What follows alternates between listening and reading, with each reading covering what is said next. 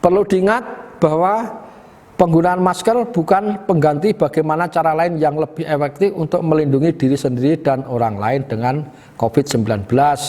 Seperti sering mencuci tangan, menutup hidung, setidaknya kita beri jarak 1 meter, itu kembali ke sana lagi.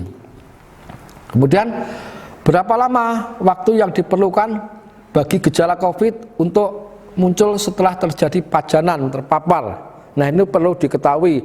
Di situ ada masa-masa interaksi, masa-masa inkubasi dari virus ya. Pada umumnya gejala mulai muncul sekitar 5 hingga 6 hari setelah terpajan, setelah terdiagnosis itu adanya COVID. Tetapi waktu kemunculan gejala itu dapat berkisar dari 1 sampai 14 hari.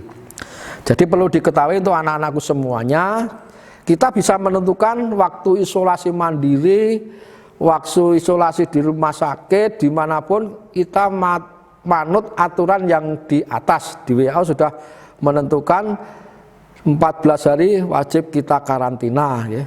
Selama 14 hari kita juga monitor 5 hari keadaannya bagaimana.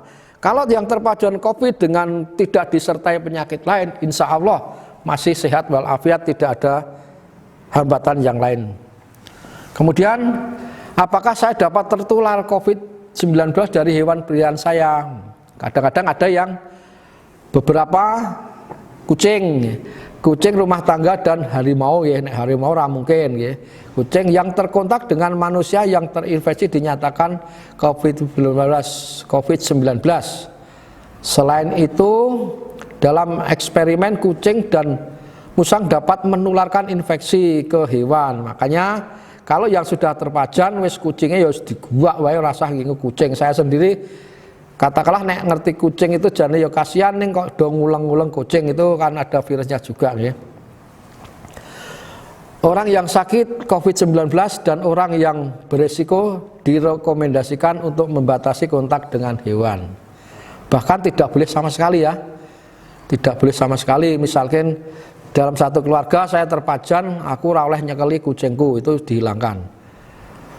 Pendamping dan hewan-hewan lainnya tidak boleh sama sekali ya. Dari rekomendasi lainnya bisa dimuat dalam situs itu, nanti corona bisa ada, jenengan buka COVID-19 itu Jateng itu sudah muncul komplit itu ya. Kemudian berapa lama virus dapat bertahan di permukaan benda? Nah, ada masanya sendiri. Hal yang penting untuk diketahui tentang coronavirus pada permukaan benda asing adalah bahwa di situ bisa penelitian telah menunjukkan bahwa virus corona dapat bertahan 72 jam pada plastik ya. Jadi neng plastik itu 72 jam. Kemudian pada stainless, nah stainless kalau kursi dia stainlessnya itu bisa berjalan dari 4 jam. Makanya di dalam puskesmas setiap ada kursi mesti pakai stainless. Setelah dipakai mesti kita semprot. Kita semprot, boleh diduduki yang lain. Setelah kita pakai kita semprot gitu juga. Dan kurang 24 jam pada karton, kertas, itu kertas itu juga 24 jam. Kemudian pastikan Anda selalu menjaga kebersihan tangan dengan mencuci tangan menggunakan sabun air bersih, mengalir atau cairan antiseptik. Sekarang sudah ada yang jual di mana-mana ya. Kemudian ini kalau Anda ke belanja, bagaimana cara berbelanja secara aman? Itu tidak asal-asalan ya, panjenengan jiko roda, jiko tas ya. Saat berbelanja bahkan makanan jaga jaraknya setidaknya 1 meter dari orang lain. Peh sing disenengi rotine podo, kayak susuan disi-disian itu tidak boleh. Ya, itu sangat rawan sekali. Kemudian bersihkan pegangan kereta belanja, itu tugasnya sing ono swalayan. Di toko baru itu juga ada tugasnya.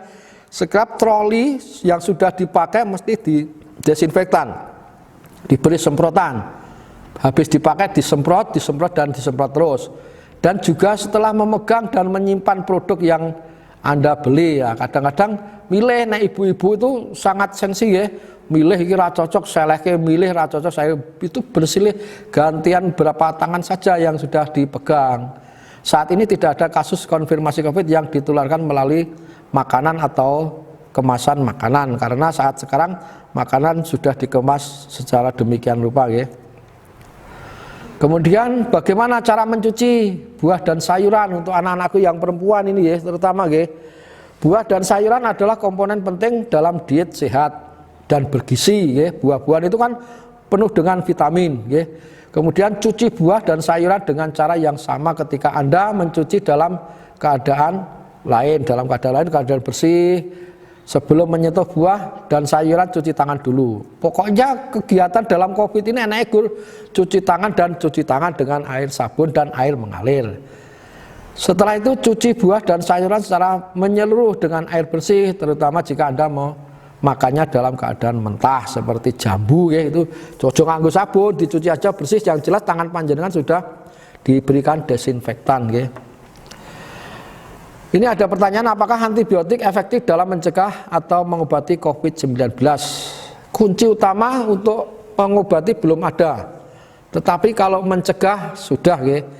Antibiotik itu tidak efektif melawan virus, tidak. Antibiotik hanya efektif melawan virus bakteri COVID-19 disebabkan oleh virus, sehingga antibiotik tidak efektif melawan COVID-19. Intinya cuman melemahkan virus saja, tidak mematikan. Seperti penyakit HIV itu juga penyebabnya virus Human Community Disease, itu kan virusnya dari HIV. Itu juga tidak, sampai sekarang belum ada obatnya. Di lingkungan kita ada penderita HIV, jumlahnya sekian banyak ya. Itu tidak akan sembuh. Mereka berobat sampai dengan seumur hidup, sampai mati dia minum obat 3 macam ya. Minum terus sampai seumur hidup harus minum obat. Kalau tidak minum obat akan timbul komplikasi penyakit yang lain. Kemudian apakah saya dapat tertular dari kotoran orang yang terinfeksi penyakit ini? Kok tikoknya lucu, kok kotoran barang, itu apa ya? Saat ini penyelidikan awal menunjukkan bahwa virus dapat ada pada kotoran dalam beberapa kasus, tetapi belum ada laporan penularannya. WHO pun sedang mengkaji penelitian yang sedang berlangsung terkait cara penularannya. Kalau terjadi penularan sampai kotoran itu risikonya pada medis ya, jadi pada yang merawat setiap harinya, dia kan sudah disertai dengan penyakit yang lain. Dari situ mungkin anak-anakku semua sudah mengerti ya. Nanti sebelum ini saya memohonkan kepada panjenengan semua harus taat, harus mengikuti aturan, harus ada protokoler yang diutarakan, yang disampaikan oleh SMK Negeri 1 di Giri Tonsro itu. Untuk itu nanti saya akan memberikan suatu selebaran ataupun pamflet ya, nanti saya sampaikan kepada pembimbing. Untuk satu-satu monggo silahkan, jumlahnya berapa nanti kalau bisa mencukupi itu ada, saya membawa nanti diberikan. Untuk itu saya kira dari saya meling saja ya, kita harus ada welingan, kita tegaskan. Penegasan saya ada 5 hal ya. Yang satu, panjenengan harus cuci tangan pakai air sabun mengalir. Kemudian yang kedua, pakai masker yang benar. Yang ketiga, harus makanan yang bergizi. Kemudian yang keempat, panjenengan harus jaga jarak, distancing. Untuk itu kami mohon kepada anak-anakku semua harus mentaati peraturan itu ya. Saya kira itu, kalau tidak ada, nanti kita boleh bertanya, nanti kita lewat web saja bisa ya, panjenengan lewat WA, nanti WA saya juga ada. Kalau ada tutur kata yang kurang berkenan, saya mohon maaf. Akhirul salam, billahi taufiq wal hidayah. Assalamualaikum warahmatullahi wabarakatuh.